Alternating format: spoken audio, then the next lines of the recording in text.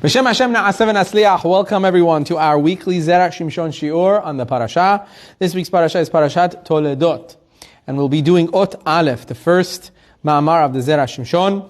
We kind of might have touched upon this Zera Shimshon in the past, briefly, but we're going to go much deeper into it, hopefully, a little deeper, at least, hopefully tonight.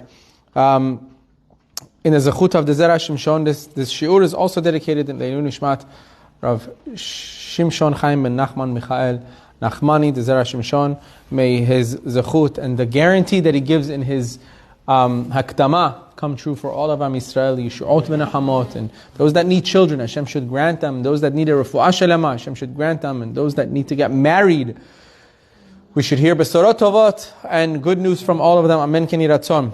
Should be also for the refuah shelema of Yehuda ben Afarin, and also Yosef ben Munavar, Michael Levi ben Dina, Yonatan Rafael ben Gladi Simcha, Revital Chaya bat Gladi Simcha, Ahava Chaya bat Neda, David ben Zinat. And it should be for the release of all of the captives of Am Yisrael, especially. Okay. The pasuk says in today's parasha, in this week's parasha, pasuk says, "Ve'ele Toldot Yitzchak ben Avraham," and these are the offsprings of Yitzchak, the son of Avraham. That's how the parasha starts, by saying that these are the children of Yitzchak, the son of Avraham. Rashi, you want to hear something really interesting? On Monday, when I first I was doing, not Monday, I think Shabbat. I was just looking over Parshat Toldot. I came to this pasuk. These are the offsprings of Yitzchak ben Avraham. And I always try to review Rashi. You always have to do Rashi all the time, right? And I look at Rashi and it says, and Rashi over there says, Ve'ele Toldot Yitzchak ben Avraham. And then Rashi says, it's talking about Yaakov and Esav. It's like such an obvious thing. Like, really? The Parsha is about to tell us that Yitzchak and Yaakov and Esav were twins in the womb of Yerukhaimenu. Like, what's Rashi telling us? So I was thinking, this is such a sharp question on Rashi, and I know there are Mefarshim that talk about it. I know we've talked about it before, right? And then I open the Zera Shimshon Ot Aleph, and this is the question that the Zera Shimshon, pow! Right? Number one. So he says like this, Makshim. They ask, meaning there are others that ask also. Shedivri Rashi hem lelo tzorech. What Rashi is telling us is really superfluous, not needed. Shara katuv, because it's already written, machriz bechayil, meaning quite clearly, as it says, vehine tomim bevitnah, and Rivka had twins within her. Vayetze harishon admoni, the first one came out red. Vaygreu shemo Esav, and they called him Esav. And va'acharechen yatsa achiv, and next came his brother, and they called him Yaakov. So the Parsha is discussing the children of Yitzchak Avinu, right? So why do I need Rashi to tell me, when the Parsha starts with Ve'ele Toldot Yitzchak, these are the offsprings of Yitzchak, it's referring to Esav and Yaakov. Why are you even telling us? So he goes straight into trying to answer, but as you know, the answers sometimes could be long. So now you have to look at it from this point of view to see what the answer is. Shirashi hirgish, Rashi felt a question kind of. Shekevan degai malan, shekol magom shenemar ele, pasal et harishonim, because we have a general rule. You guys know the general rule of ele and ve'ele? We've discussed this before. Y'all remember this? The difference between ele and ve'ele, right? The general rule is, anytime a parsha starts with ele, these are, what is it? Pasalet harishonim, which means it's disconnecting what's coming from what was. That's why it says, these are. Meaning, what I'm about to tell you right now had nothing to do with what I told you before. New subject, everybody. New page. Okay? But when it says ve'ele, and these are, it's connecting to a previous chapter. That's why there is a vav, what we call vav hibur, a connecting vav. When it says and these are, meaning it's connected to something we spoke about before, just like in speech, and connects two sentences together, right? This is David and Moshe, David and Moshe. They're kind of coming together. Shalom. So here, however, here's what the Zera Shimshon is saying. Rashi's kind of having a difficult time with this, and he's just trying to answer this. Lefi says, so now, oh sorry, I skipped a page. I literally, I was jumping. Right. Okay.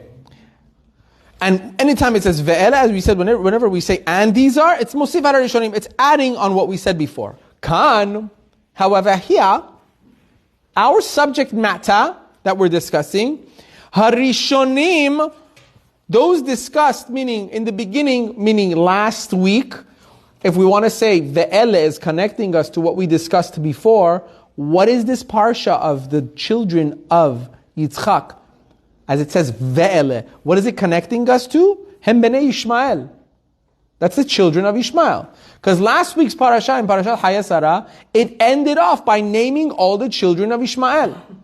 Therefore, when this week's parasha says, ve'ele, Toldot Yitzchak, and these are the offsprings, the children of Yitzchak, the fact that it says ve'ele, it's connecting you to who? Connecting the children of Yitzchak to Ishmael and his children. Whoa. How you do that? Why? How you do that? Why?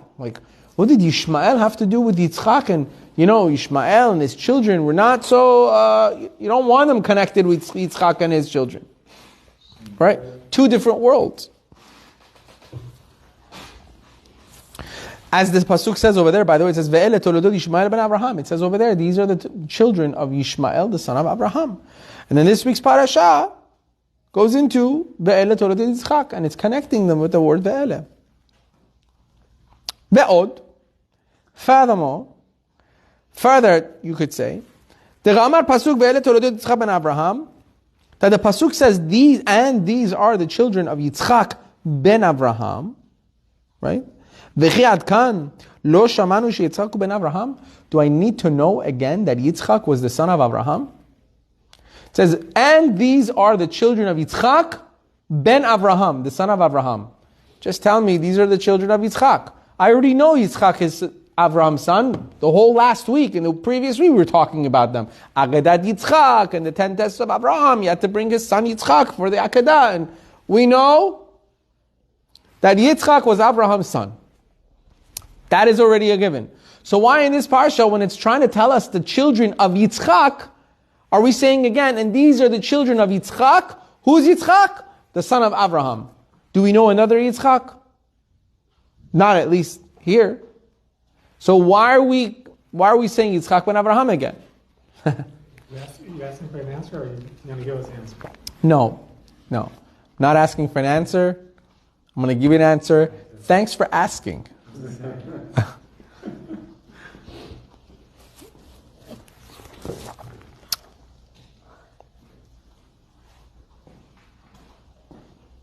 So therefore, imken hayalo livsokan lomar, the pasuk should have really said over here, ele toldot Yitzchak.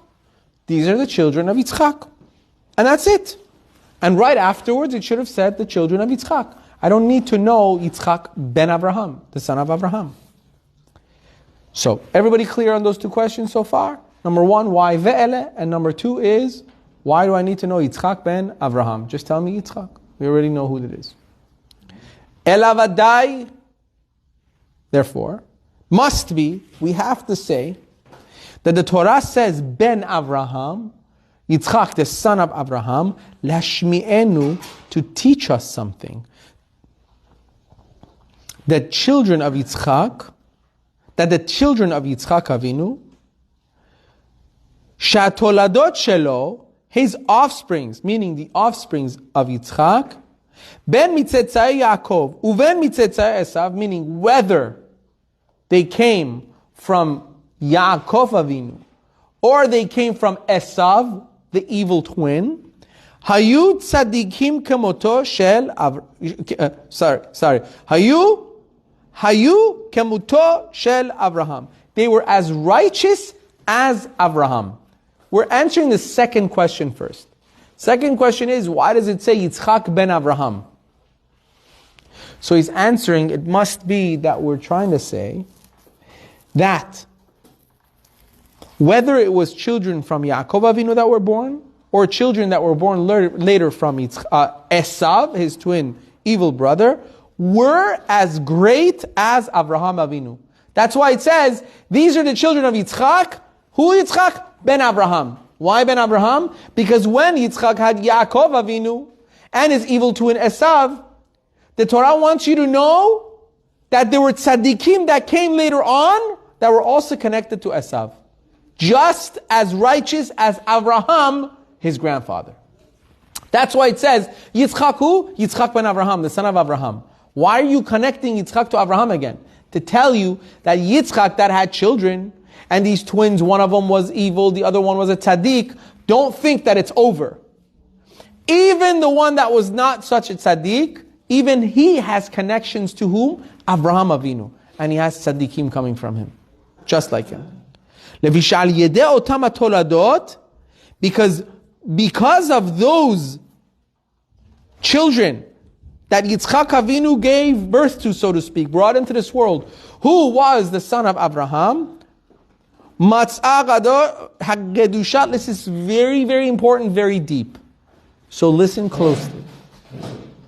Matzah hakedusha makom lehotzi.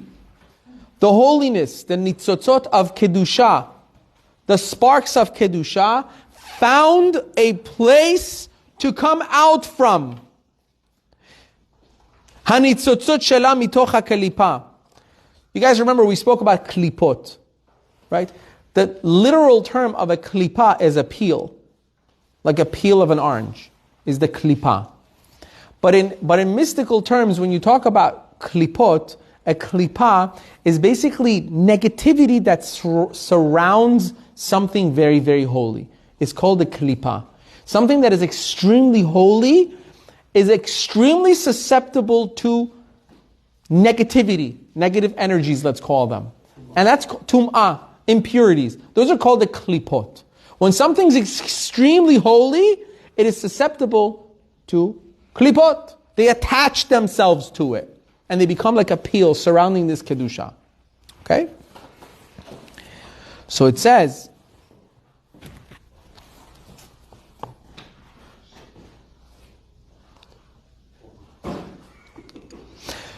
because, so he's basically intrinsically saying what?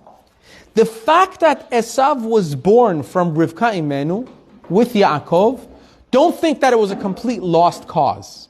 No.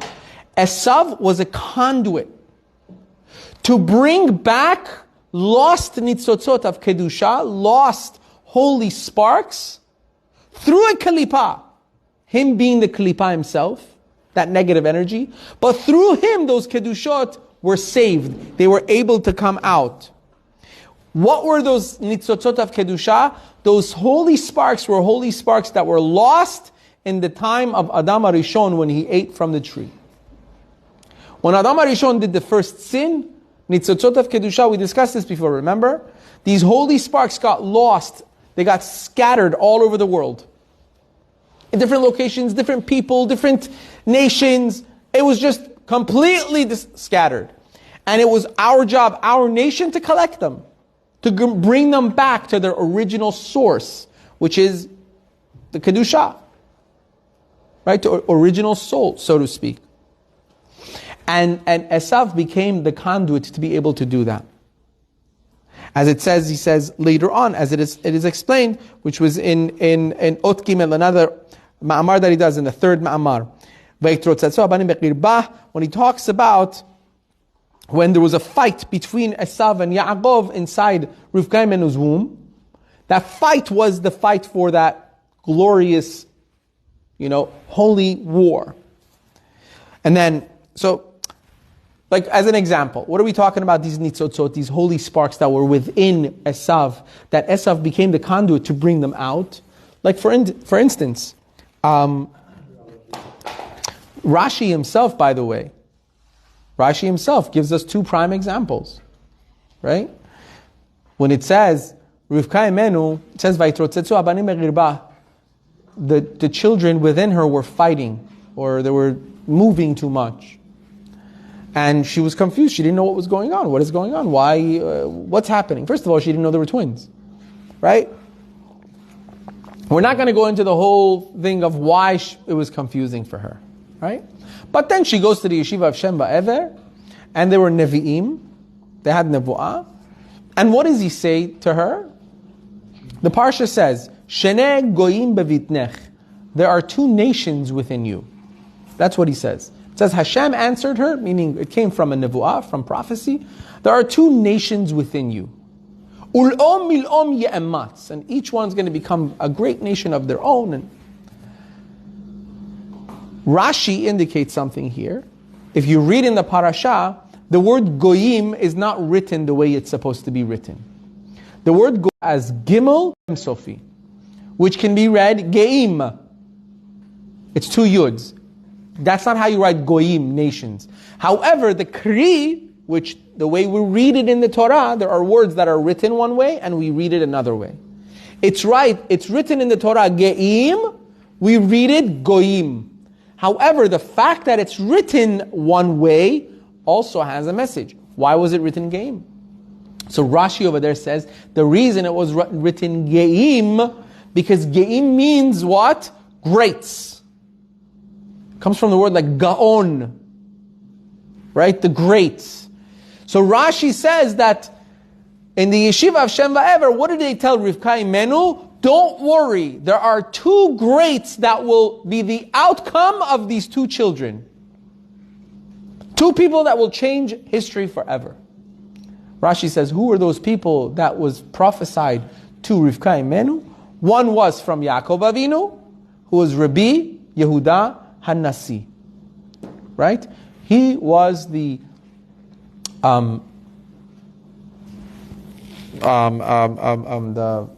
he was the one who wrote the Mishnah. Right? Rabbi Yehuda Hanassi in the time of the Second Temple. Right? And he was unbelievable. And the second one that came from Esav, we said Shenei Geim, two greats, from these two, Yaakov and Esav. The second one was who? Antoninos, who was a Roman emperor, right? Which converted through Rabbi Yehuda Hanassi, and he himself was a great, wise person. He was an unbelievable Gaon in his own right, and he converts, and there's a lot of different discussions between Rabbi Yehuda Hanassi and Antoninos, right? So Rashi says that the Torah was telling Rivka Imenu, don't worry. Right now it might be crazy. Right now it's kind of nuts to feel one of the children is going to be one way, the other one is going to be the other way, but don't worry. There's a reason for it. But at the end of the day, he's going to be a conduit for these nitzotzot of kedusha that are going to be such amazing people. Like who? Like Antoninos. Antoninos is going to come from Esav. It's going to be worth it. Even Esav is going to give out such great scholars in time. Even he. Who else? There were a lot of converts that came from the tribe of Esav.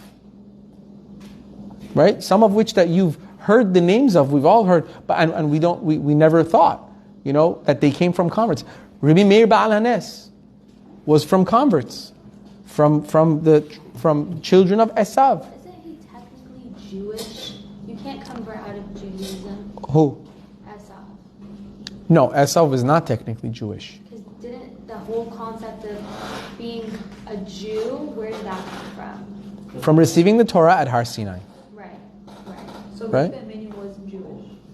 Well, No. Abraham, Yitzhak, Yaakov, you wouldn't call them You wouldn't call them Jewish. So were they Israelites? Hebrews, Ivri, Right. right? And they were God worshipping people, right? But they were not. You can't call them yet Jewish because the Torah wasn't given yet, right? So when the Torah was given, it was given to the 12 tribes, and the 12 tribes were the tribes that came from Yaakov Avinu, not from Esav, not from anybody else. Right. You understand? This Parshat says that God tells the Yaakov, that Abraham were more tied, something in Torah. That Abraham was following the Torah that he gave him. Well, the Torah wasn't given yet. Over there, it's talking about the ordinances of God. And yes, at the time, Avraham Avinu, that's what he was doing. He was worshiping Hashem and His laws. But no one had received the Torah yet. Right? The Torah wasn't given yet. That doesn't mean that they were not following the rules of the Torah. That we've discussed before. Avraham Avinu ate matzah on Pesach. That's what he gave to the Malachim. Right? So we're not getting there. We're not going there. So he says,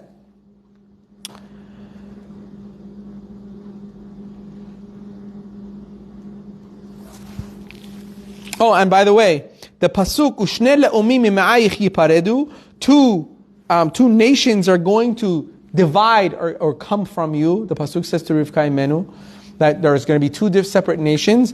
The gematria of ushne le'omim mima'ayich yiparedu is tzadikim mitgayerim, righteous converts. Right? It's the same gematria as righteous converts that will come, that are going to be from the seed of Esav. Shemaiah, Avtalion, Rabbi Meir, these were all children of converts. And many other converts also came from the children, the seed of Esav. Therefore, Esav here was really a conduit to bring these nitzotzot of Kedusha out.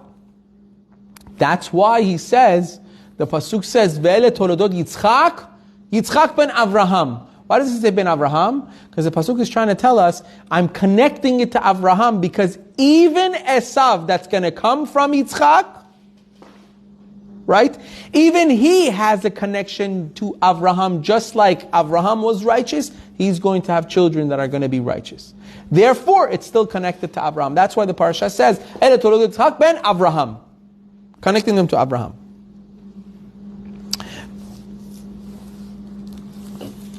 Mata, therefore, now that we know that even from Esav came tzaddikim, Shapir mikroshenehem, both of them turn out good. Now it fits well. Yaakov and Esav. Toldot shel Yitzchak ben Abraham. These were the children of Yitzchak, the son of Abraham. Sha Toldot sheyavo machmat ibura shel Rivka. These children that came from the pregnancy of Rivka. Dainu hashene goyim shayu bebitnat. These two nations within her. Yihyu kemoto shel Abraham. Will be just like Abraham. Meaning, don't think just because Esav went totally the opposite direction that it's a complete lost cause. Esav had his purpose as well. He's going to bring into the world people that are going to be just like Avraham. That's that. Umikol makom says, however, the pasuk still says ve'ele. Remember, that was our first question. It says ve'ele with a vav chibur, connecting it to last week's parasha, which was the children of Ishmael. What does it have to do with the children of Ishmael, right? To add to what we said before, the last parsha, the children of Ishmael. Why? Because on the other hand also, even from Yaakov you had wicked people come out. Just like we had great people come from Esav, you also had wicked people and bad people come from Yaakov. Therefore he says, the Vav Chibur ve'ele Toldot Yitzchak ben Avraham, but it says ve'ele, connecting to the children of Ishmael, which went astray the wrong direction. Why? The Torah is telling us, even Yaakov that was great, Yaakov Avinu, he even had children that unfortunately were not so. And that's the Vav Chibur, he says. That's the connecting Vav to the children of Ishmael in last week's parasha.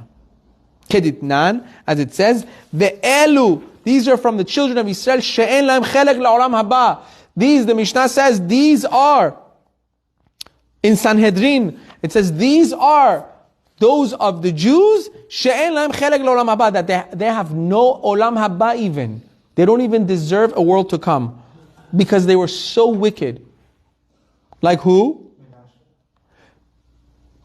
Well, it lists some things over there. It says, someone, like the Mishnah says over there, Ha'omer en techiyat hametim min Torah. Someone that says there is no resurrection of the dead from the Torah. somebody says, truly, they don't believe in Techiyat HaMetim, according to the Mishnah, they have no Olam Haba. Someone truly says, what is this? People coming back from the dead and Mashiach. Hashem says, cool. No problem there. If you don't believe it, it must not be true. Right? So Hashem's going to be like, you said it, not me. Yeah. Right? So what is the sentence called Yisrael Yeshua Chelek L'Olam Haba? So this Sanhedrin actually is talking about that. So he's basically saying, but there are exceptions to Zarul. Can it be undone? Again, by the way, I have to mention this. I always have to say this. Whenever we say, like for instance, an apikoros, a heretic that doesn't believe in Techiyat HaMetim, right? We're actually talking about someone that's actually intelligent. Right? If someone just be like, what are you talking about? It's child's play. You know what I mean? If it's someone that's actually intelligent and knows the Torah and knows the mitzvot and still says, no, okay, then he's taking credit away from himself. Someone that's completely lost, and he's just upset with everything. He's just like, I don't know. It's like, he's just, you know what I mean? It's just childish. It's child's play. So there's exceptions to that. Right. I explained what an apikoros is last time. Remember heretic, the story about the guy who wanted to be a heretic, and he asked the Rebbe, I want to be an apikoros. I want to be a kofer, ba'ikar, I don't want to believe anything. He says, okay, so if you want, you have to learn how to be, you have to go to so-and-so's house to learn how to be a kofer. I said this, I think it was literally last week. You guys are looking at me like I'm foreign. This is the third time. This is the third time. At least someone's listening to me. Some of you are like looking at me like, who is this guy? Have I been here before? Like, anyway, I'm not saying it again. So one of them is someone that doesn't say that disagrees with the Techiyat, or someone that says Ein Torah min hashamayim, that the Torah is not from heaven. Somebody that says that the Torah was written by man and it was just people just sat down, they were bored, just wrote a bunch of stuff down. They don't have a chelek olam haba. Va'abikoros, and someone that doesn't believe in anything. And over there, the Mishnah also counts certain people that don't have a chelek olam haba.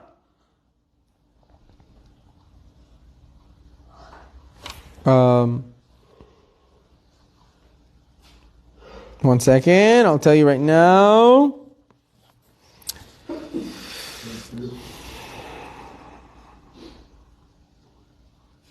Yerovam, Achav, Menashe. These are the people that are named as those that do not have a chelek l'olam haba. So it says, Ve'od, shegam Esav hayahu atzmo rasha.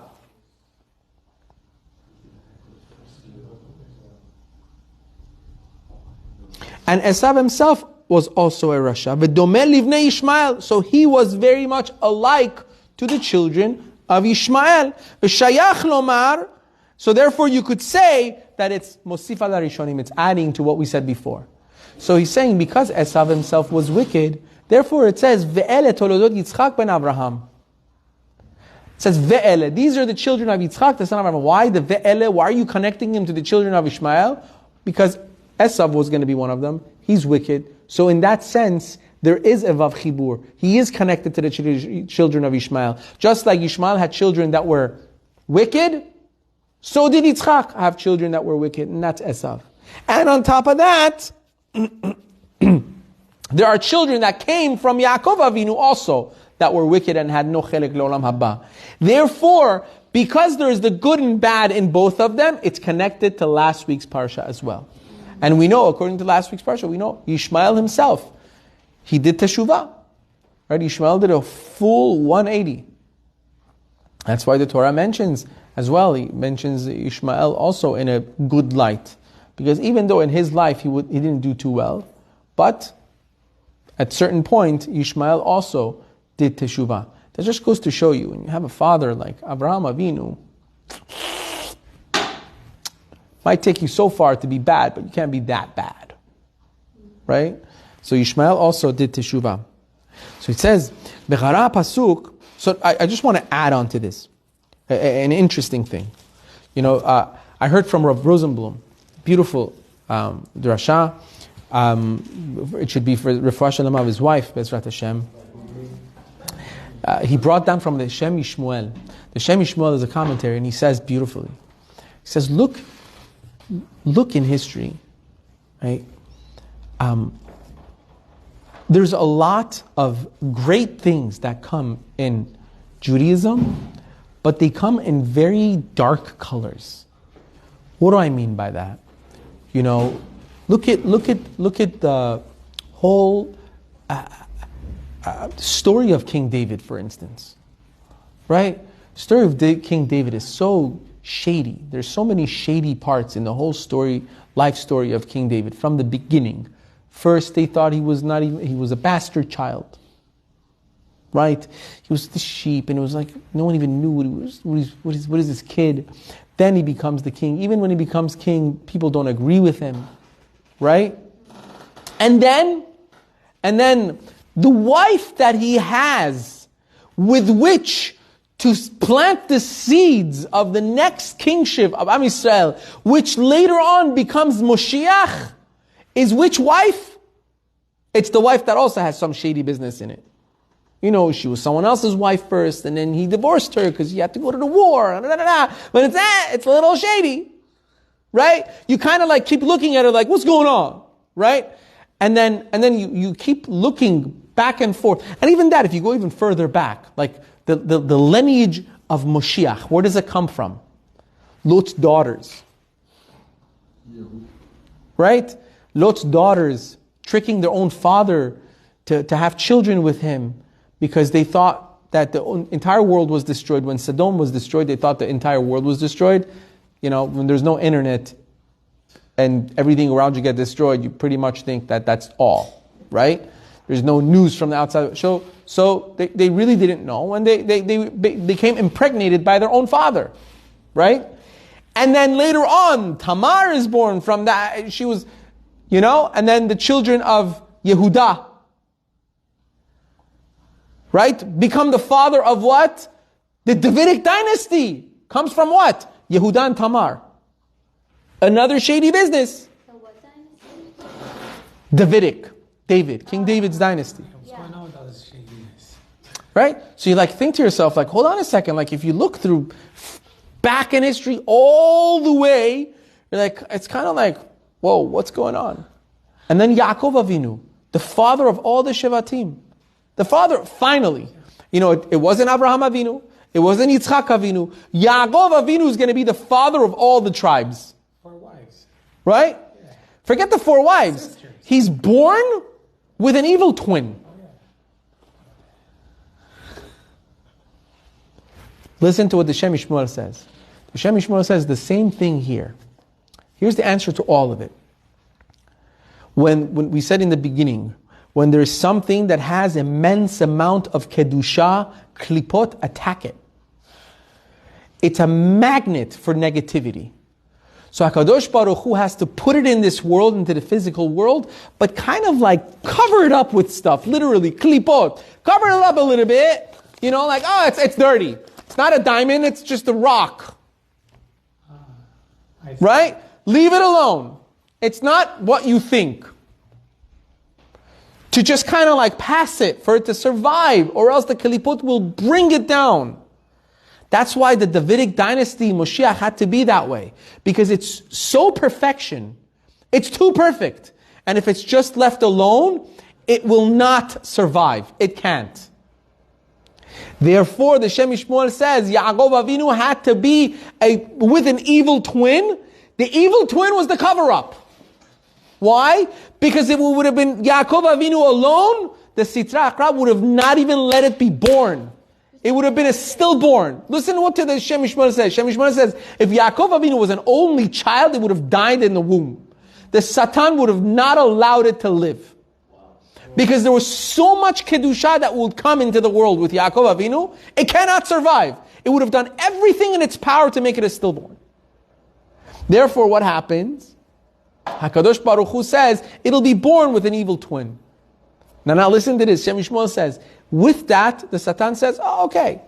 If it's with Esav, it's not going to survive. I don't have to deal with it. Esav will either kill it in the womb, or it'll have bad influences once they're born. It's over. I don't have to do the job.